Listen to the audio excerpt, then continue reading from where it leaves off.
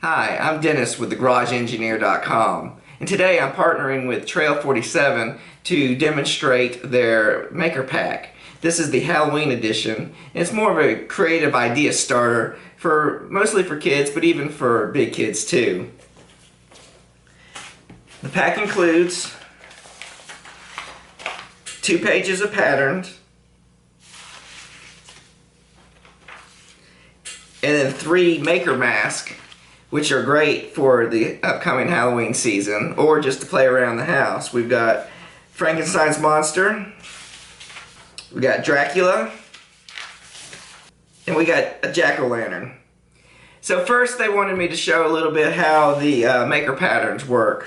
The 2 maker patterns are 3 inches in diameter, and they're supposed to give the person a starting point of some creativity, so you don't have to create a design where you're just taking a design and building upon that. So one of the things they had mentioned was the penny game, but to amp it up a little bit more. What the penny game is basically you get some cups, and you can see we got a lot of vanilla yogurt. We eat a lot of yogurt at our household. And you just set your cups up. You put 2 or 3 on each side, or two or 3 in front of you, and then you create little chips. Normally you throw pennies and see if you can get it into the jar. Well, to make it a little bit more themed and interesting, what we're going to do is we're going to take the maker pattern and we are going to cut them out. So let's get that here.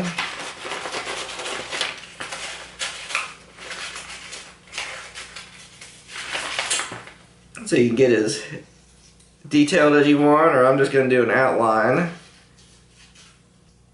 There you go, there's Frankenstein. And then we're going to do the witch's hat. Got Frankenstein's monster. Don't want to get that confused. Here we have the witch's hat. And Dracula. Now this maker book's going to be available free for everyone if you just go to trail47.com/shop, and there will be a link for you to click to get the download of the maker book. Good maker tools always have scotch tape, scissors, popsicle sticks. Can be used for a lot of different things. So what you do, you take your penny, you can tape it to the back of your character. Here's one, and we're going to do Dracula. We're going to wait on the witches. Here's our other penny. So now you can get your kids to stand back, and then you sit and you can toss it and see how many they can get into the jar. So it's a pretty fun game, and also it's a little bit more interesting that you have a shape to use instead of just the plain old penny. And you can put the different values on the cups or the different values on the actual shapes.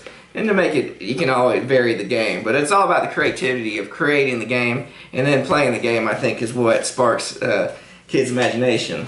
And then page 2 is basically the same thing, about 3-inch diameter shapes. We have a ghost, candy corn, and a pumpkin. So those are the maker patterns that you can use. Now the fun part. Now since Halloween's coming, everyone's going to be trying to decide what costume they're going to be. But like in our family, there's probably 3 or 4 different parties that we go to, so you can wear the same costume, or if you just want to be a little different, you can get one of the maker masks. We got Frankenstein's monster here, and but what we're going to do first is, I printed these on just a regular piece of paper. You can print on cardstock to make it a little thicker, or what I like to do to make it even thicker than cardstock is we always have cardboard from pizza, from popcorn, any type of boxes. What you can do is we can leave the brown on the outside. That's going to be towards your face. Then we'll get the ever useful glue stick. I like to use the glue stick sometimes, especially with little kids. It's a lot easier to apply, and it's safe. Hopefully they won't be eating it, but it is safer. You can also use rubber cement. I like rubber cement a little bit better. It dries faster. But you just gotta work with what audience you got. Alright. So we got the glue stick on here. And we're just gonna set that right down onto our cardboard. Now, what I like to do is cut both of them out at the same time. But to make it easier, I like to cut just kind of roughly the object out. There we go. And then it makes it easier to manage, especially for little kids when they're having trouble with scissors, is to cut the piece smaller and always go back. And if you want to, and also this is good for as an adult too. See, you don't have to follow the line exactly. Just go ahead and start cutting little shapes out at a time, and then you can always come back to get the finer details, because it's easier to get your scissor in when you're got some of that cut away. But then if you have a whole bunch and you're trying to go in and out, and you got this flapping around, it's just harder to cut. So I like to cut smaller cuts at a time.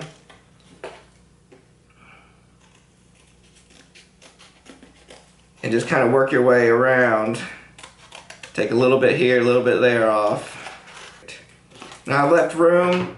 The ear holes are going to be used for either string or rubber band to wrap around the head. And then I've got 2 eye holes too that you can cut out.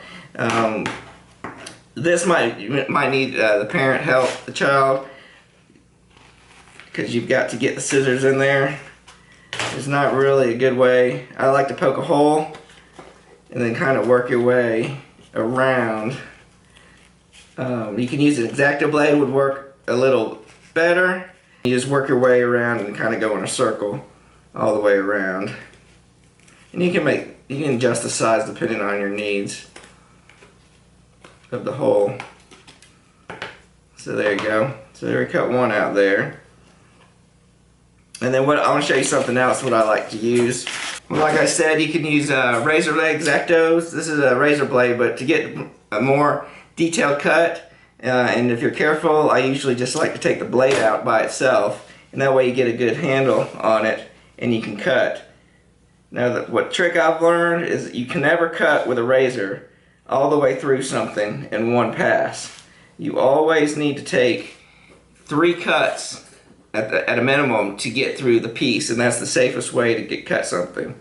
Because if you try to push too hard, you're going to rip the piece, and if you or it's going to come out and slip, and you're going to get injured. Instead of cutting a circle, we're just going to cut an X so we can get our restraint on here.